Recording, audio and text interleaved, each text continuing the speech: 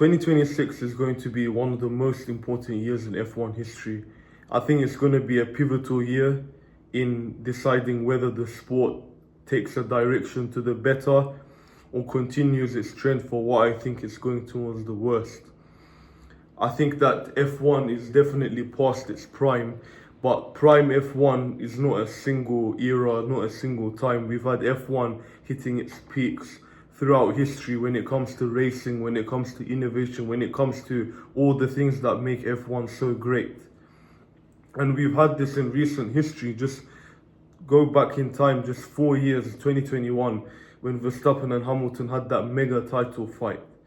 And in this century, I mean, a lot of people alive now watching F1 were not alive and conscious to see the 2000s or the early 2010s, especially the new generation of F1 fans, which I think is unfortunate because the future of F1, the future audience of F1 is going to be dominated by people who are part of the new generation who haven't really seen the greatness of previous seasons.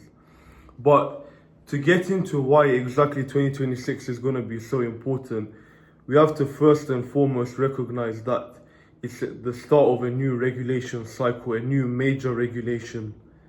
So 2022 was the same, 2017 was the same, and 2014 was the same in recent history. And essentially what first year of regulations have in common is that they're usually the defining years of how at least the first few years of a regulation cycle is going to go. 2014 showed that Mercedes were imperious. Nobody had the minerals to stop them, and hence they dominated for the 3 years from 2014 to 2016. 2017, it was close between Ferrari and Mercedes, and hence they were neck and neck from 2017 to 2018.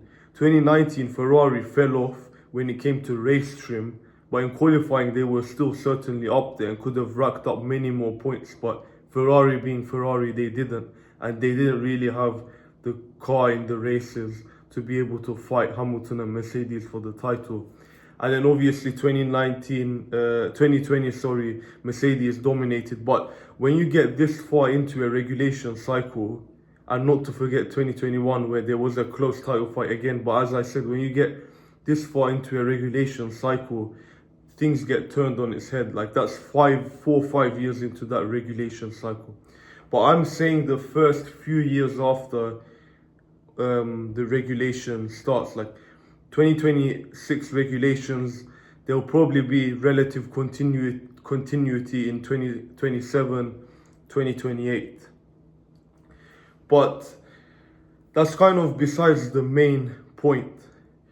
My main point is about 2026 will be a defining year if F1 is going to go in a positive trajectory or negative. And the new regulations, I'm kind of 50-50 about them. Some people say they look good, some people say they look bad. We really can't know without seeing the cars on track in the first race of 2026. Even in pre-season, if I'm not mistaken, pre-season testing is going to be behind closed doors in 2026. So that will also give the extra element of, anticipation, surprise. We won't know anything going into the first race. So I think that, but from what I'm seeing, they're trying to make a radical change in terms of changing the chassis, making the cars lighter, smaller to improve the racing. F1 fans are saying bring back the V10s, this and that. I think that's infeasible right now, especially if they're trying to make the cars lighter, smaller. It's going to be counterintuitive to get a heavier engine, and also kind of with the technology they have built around making a V6 hybrid engine, how they're going to adapt that into a V10. I mean, we have got the best engineers, aerodynamicists in the world, but pretty much all the newest technology in F1 in the last 10 years has been built around a V6 hybrid engine. So these regulations are going to be quite radical. To know whether they work, I think that the litmus test is going to be if obviously there's much closer racing, not just in terms of the amount of overtakes, but the quality of the wheel-to-wheel racing. It is going to be akin to what we had when the cars were lighter, when the drivers had way more leeway, capacity to be able to go wheel-to-wheel and do bigger moves rather than be limited by their machinery, which we're seeing now by these heavy, bulky, sluggish cars. So that's the first thing. The second thing is if there's an actual title battle, and this is probably arguably an even more important reason, because F1 is racing, but if the racing is good, yes, it will make it exciting, but what's the point if there's one guy or just one team dominating the championship and the storyline is boring? We don't want a storyline fabricated, obviously. We want it to come naturally, organically. And as a result, I think obviously racing and closeness between competitors go hand in hand. But without curbing innovation, there needs to be a platform for there to be many teams fighting at the front. Like, if we look at this current regulation cycle, the fact that we've had barely any close competition in terms of the grand schemes of things. For races we've had, for individual races, a lot of the times, you know, even during dominant periods, we've had close races. But I mean, in the grand scheme of things, in terms of a whole championship, only in the first half of 2022 and mid to second half of 2024 did we have a close, title battle with like two teams or two drivers being the protagonists. And that's obviously Verstappen and Leclerc early 2022, Verstappen and Norris mid to late 2024.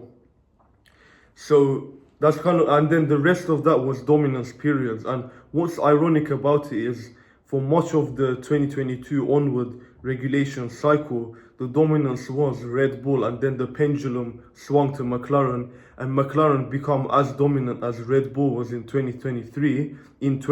McLaren is in 2025. So that's a big flaw in these regulations, really, when the pendulum swings in one team's favor. Fair enough to them for being innovative, but there's something glaringly wrong when you've got the best engineers all around the world in the other teams and they simply don't have an answer for this. Like, finding a loophole is good in the regulations, but I think that, and domination is a natural thing, but there needs to be some effort to make it as close as possible without, making it a spec series, because F1 will die if it becomes a spec series. The innovation will go out of it. But I think if they are able to get closer racing, if we're able to get a legitimate multi-team title fight, with the start of 2025, we could almost have a Verstappen v McLaren scenario. Much of what we did in 2024, late 2024, if we had that in 2025, along with Ferrari being competitive and possibly Mercedes, but the promise of Ferrari, they didn't live up to it. I think in 2026, if we really get that, if we get that storyline with multiple teams involved, obviously with closer racing, it will be an incredible season. I think laid the foundations for F1 going into its sort of new prime in the modern era. And I think it will be exciting, but we have to just wait and see, because nothing will be known until we go into the first race, because we don't even have live pre-season. Again, that's just what I've heard. I may be mistaken, but even in the first practice sessions, like literally until Q3, in terms of qualifying pace, we won't have an idea of where they are. I think only in FP3 maybe, and then obviously in the race we'll know, how competitive they are, this and that. But it's very exciting times. I mean, I remember I was 2022 regulations, I was very excited for them, even though 2021 was like one of the best title fights of all time. I was still extremely excited for 2022, but now I feel like because 2025 we have a good title fight between the McLaren teammates, because there's not that inter-team aspect between multiple teams, which makes it more competitive, more fierce. more stakes, you could say, that sort of, makes it less exciting. So I think that's making 2026 more of an anticipated thing, but more critical for the regulations to deliver. And if they don't deliver, I think it will have massive consequences for F1 going forward, because this is probably the most critical year when it comes to a turning point in F1 that F1 has had in a long time, if ever. Thank you very much, everyone. Leave a like, comment below, and subscribe if you haven't. Thank you.